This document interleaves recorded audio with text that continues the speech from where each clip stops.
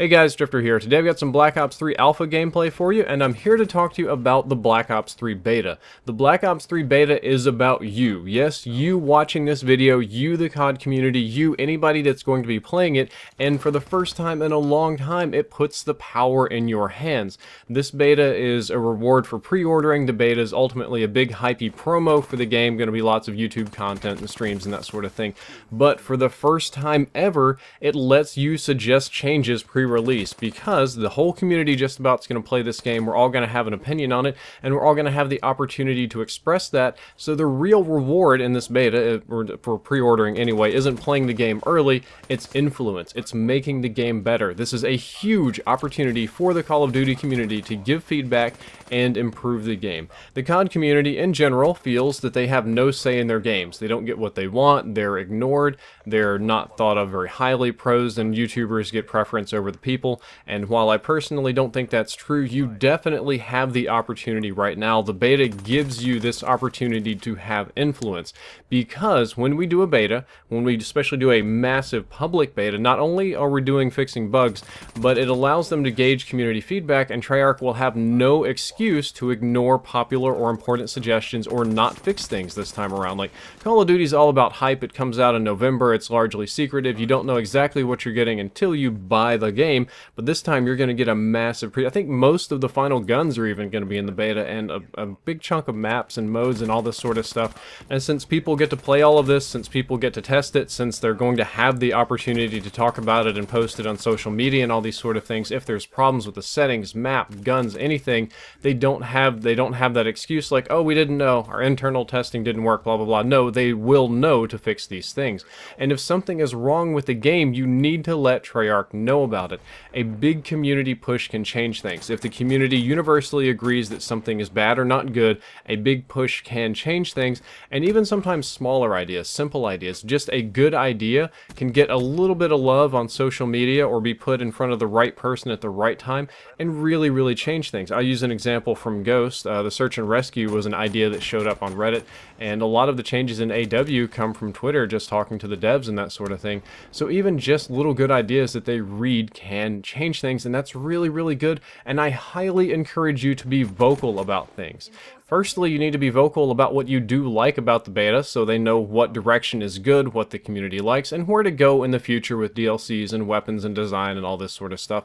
And secondly, after being vocal about what you do like, you need to be vocal about what you don't like. I didn't really need to tell you guys how to do this because it's very easy to do, but you need to be very vocal about it so that it can get fixed quickly. However, this isn't saying that you should, spam Vonderhaar until the end of time because he already gets like 8 million messages a day, or make a petition on petition.org to kind of demand changes, which, by the way, petition.org is like a company. It doesn't really do anything but just send a letter once you hit all 100,000 signatures or anything, or just generally be hateful. I can hit caps lock on my keyboard and spam hate on YouTube and Facebook and all sorts of places, but that just gets ignored. Like, no matter how angry you are about something, when you try to express that anger on the internet, it just comes off goofy and awkward and doesn't get anything done. So don't do those things. Those things don't work at all. There are much better ways to get noticed and get things changed, such as being well-spoken and well-written online. And this sounds crazy, but people generally ignore those with terrible grammar or all caps or anger when you use words like faggot and racial slurs and horrible and shitfest and stuff like that.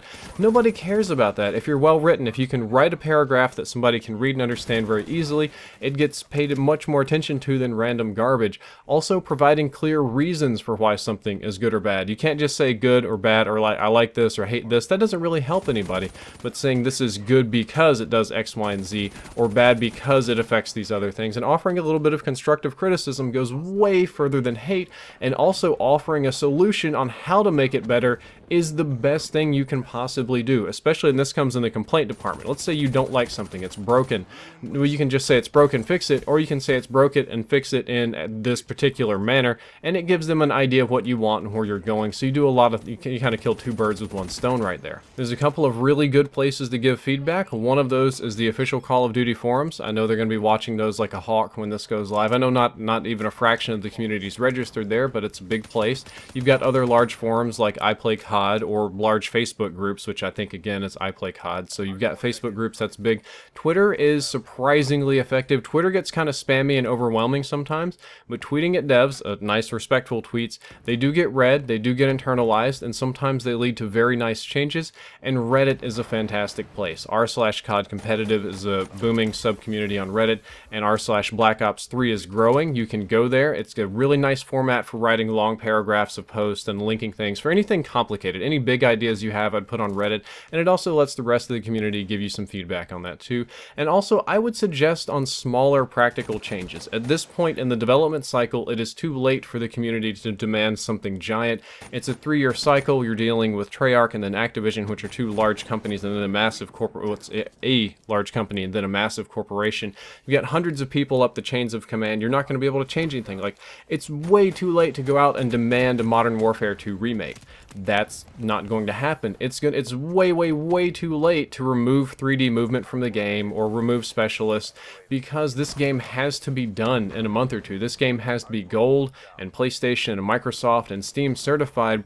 If I had to bet, probably like in September or so, maybe very early October, so they don't have time to recode everything or scrap all of Black Ops 3 and rebuild it from the ground up. But there are some things we can change. I suggest going for slightly smaller practical improvement changes instead of redoing the whole game, making suggestions for hit markers for deaths or the headshot hit markers from AW, putting those in the game. That would be nice. If there's a problem with specialists, we could recommend changing the timer balance, because the abilities, they take different times to charge, and if one ability is really strong, it should obviously take longer to charge, and if we don't feel the balance is right, we need to be vocal about it. Or if a specialist is too strong, or if an ability is too strong, or if something's annoying, we need to explain why it's annoying and why this is bad for the game, and we can be vocal about that. Issues with map flow and design, those can be minorly tweaked. Maps are a little more complicated, but if there's an issue with maps, we can talk about it. Weapon balance, if something's OP, we need to know now. We can get our nerfs, improvements balancing in now, or buffs on other weak weapons. Kill streak usability, that's a big one. Kill streaks, while they're cool, they do have a tendency to sometimes be awkward. Some don't have the best controls in the world. Some bug out in weird ways. Some aren't worth the points, but we can talk about all of these things. Say, hey, can I change this control scheme on the kill streak? Can we do the balance differently? That's a big one. One that already happened is the community demanded changes to the control schemes. They're tired of always having to take their thumb off the aiming stick to hit the A or X button to jump in AW, and they wanted a bumper jumper, so they added a bumper jumper. So even talking about improvements to control schemes and sensitivity, that's an important thing. Timers, settings, search and destroy, and hardpoint and dominations, all of these modes have a dozen different settings, and if the settings aren't right, they can be not very fun. For example, I'm going to pick on AW here, how the points are really high in domination, so it just turns into like a kill streak fest. Or if there's not enough rounds in search and destroy, if there's a spawning problem or something like that. Even color balance within the game. If something is savagely poorly colored where you can't see it, where it's grungy, where people with color blindness struggle, as long as you can express that in a, coherent and nice way, I would bet that it's going to be paid attention to, and it might even be fixed. So you can't get a whole new game, but we can definitely improve on what we're having, or what we're going to get come fall. And I believe that giving meaningful, concise feedback, and in mass, that's an important thing, we all need to be vocal about it, will change the game for the better. And lastly, I'll put it in here again, don't just get on Twitter and spam Vaughn. Vaughn gets like way more tweets than he could ever hope to possibly read in a given day. There are a dozen other Treyarch employees that are public on Twitter. You can look them up. An easy way to do it, and they're going to hate me for this, is click on Vaughn's page and then click on to see who he's following. You'll find a ton of them right there. Or just get on Facebook or Reddit or the COD forums or I Play COD and just talk about it. But again, constructive, nice, helpful, what's good, what's bad, and not, I hate all of this, you should all kill yourselves, you're terrible people, because that gets ignored. I do YouTube all the time. I ignore that all the time, and that's what I wanted to talk to you about today. I hope you enjoyed this video. I hope you learned something useful. If you did, don't forget to like, favorite, and subscribe. Drifter out.